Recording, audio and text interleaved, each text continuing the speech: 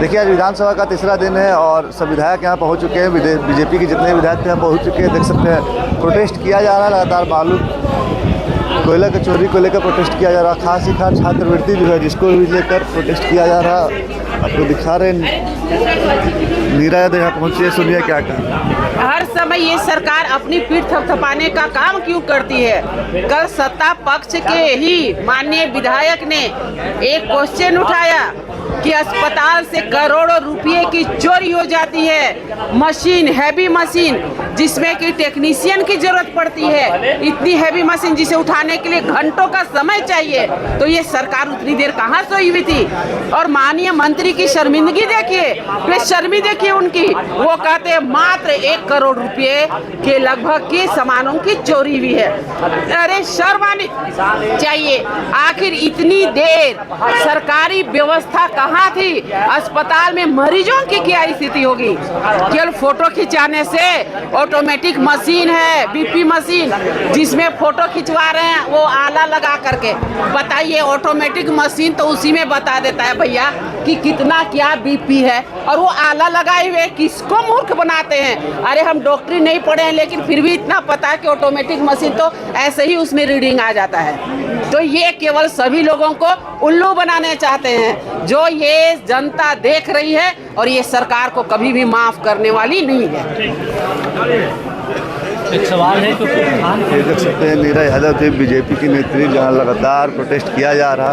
कई सारे विधायक अभी अंदर जा चुके हैं और कई सारे विधायकों का आना बाकी है। आज भी कानून व्यवस्था ध्वस्त और कई सारे मुद्दों को लेकर यहाँ सदन में बात रखी जाएगी। लगातार देख सकते हैं विधायकों का आवागमन चालू है और सत्र अंदर कुछ ही देर में चालू होने वाला है, जिसको लेकर अलग अलग नेता मंत्री मौजूद है।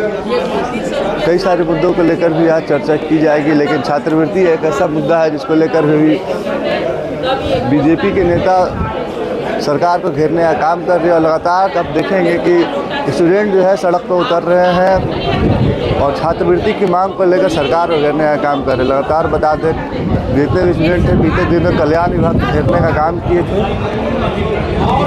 और सरकार से जल्द छात्रवृत्ति देने की मांग कर रहे हैं। बता दें, कहीं ना कहीं मंत्रियों का कहना है कोई ना कोई टेक्निकल इशू है जिसके चलते या छात्रवृत्ति और स्कॉलरशिप नहीं मिल पा रही।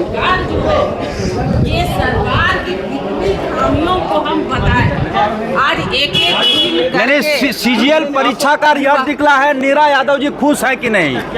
क्या खुश और क्या नाराज। हमारे बच्चों का भविष्य को अंधकार में डाल करके ये सरकार करना क्या चाहती है। आज बच्चों को 2-2 साल से छात्रवृत्ति नहीं मिली है।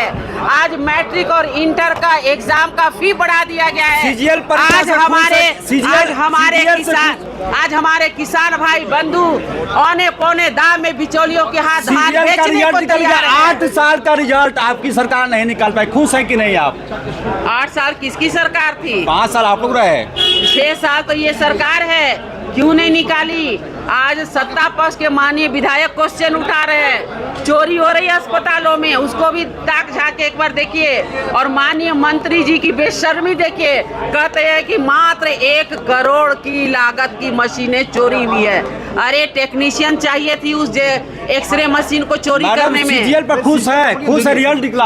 अरे बच्चों का भविष्य बने उसमें तो हम भी खुश होंगे ना। बच्चों का भविष्य को दांव पे लगा करके ये सरकार जितना उनको तकलीफ दे रही है, एक उनका जो आंसू है ये सरकार से बदला लेके रहे। मैडम, कोडरवा में रांची का पैसा दिखाई पड़ा पिछले 5 सालों में, रांची का सरकार का पैसा। अरे भैया, जब पूरे झारखंड में दिखाई नहीं पड़ा तो कोडरमा इतना अच्छा जगह है जो दिखाई पड़ेगा। ये सरकार हम विपक्ष के लिए इतनी मेहरबान कब से हो जाएगी। हम क्वेश्चन डालते हैं, उसका जवाब नहीं मिलता है। क्वेश्चन का जो जवाब मिलता है उस पर अमल नहीं होता है।